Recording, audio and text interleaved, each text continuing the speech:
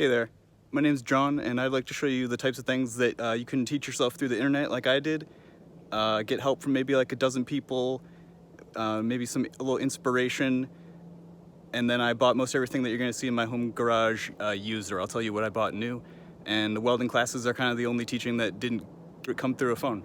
So I like rotary swaps, and I made one happen for myself, so let's get into it.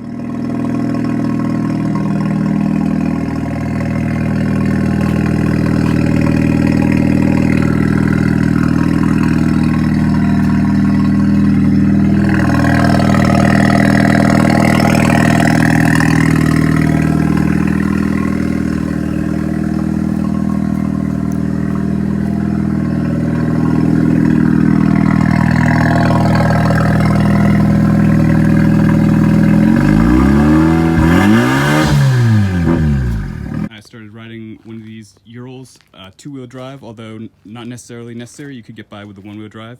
It just happened to make the conversion much more easy. There would normally be an air-cooled, flat, twin-cylinder, 750 cc's.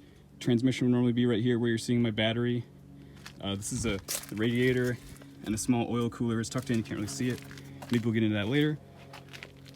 Through talking with people in parking lots about how much I did enjoy sidecarring, but not so much the 42 horsepower at my feet, someone said, why don't you check out what this guy has done on the West Coast, where he swapped a Mazda Rotary engine into the sidecar of his BMW. Everything you're seeing over here that looks engine related is fake. There's about 15 gallons of fuel in there.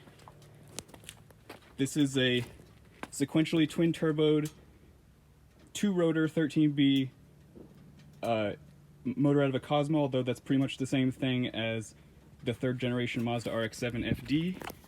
Fuel injected. It'll be my first foray really into working on fuel injection. This is a Volkswagen bus automatic.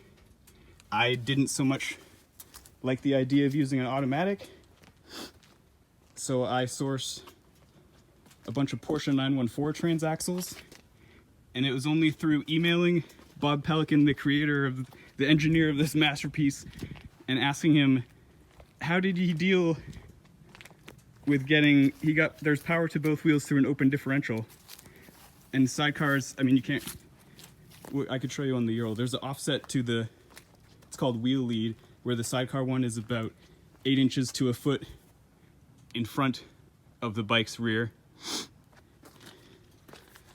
And what Bob had done is, through a huge Gilmer pulleys and belt setup, is how he gets power back to the rear wheels.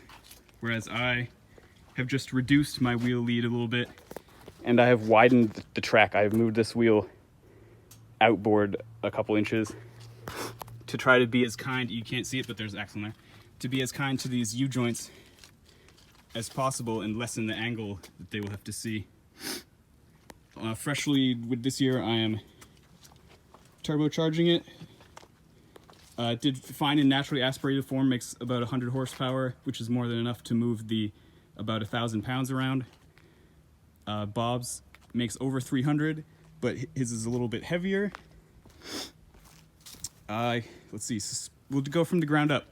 Tire-wise, those are car tires, like car wheels, car spindles. It's more of that's a car style suspension when you have, sometimes there would just be one A-arm, but we got like the dual parallel A-arms.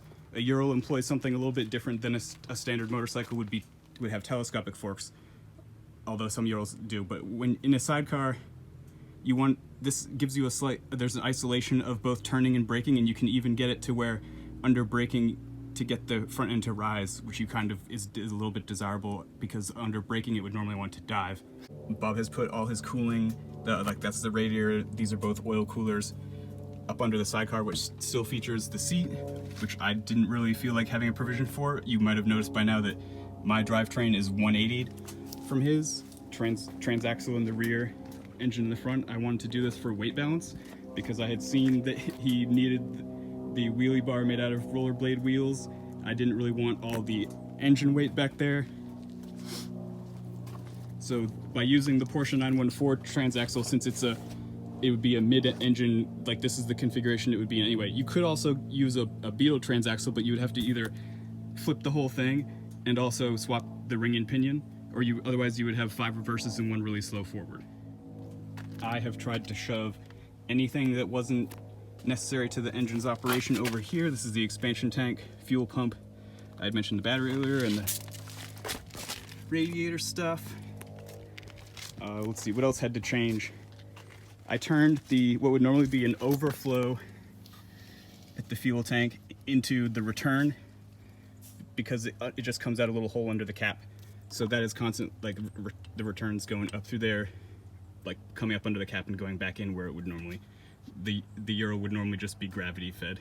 For the mounts, this is the standard like engine front cross member and the standard mounts that have just been welded along with some angle iron to the Euro frame.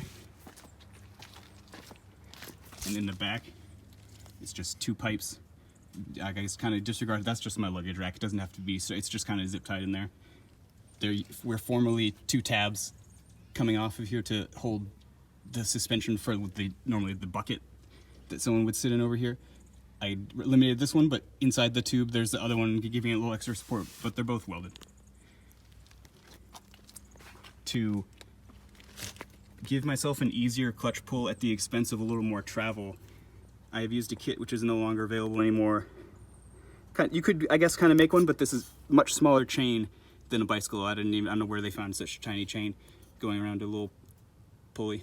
Both the Beetle transaxles and the Porsche 914-1 would be shifted via, there's a rod going up into the transmission right here. They would be shifted via a rod going forward to the passenger compartment that was both being twisted and pulled on.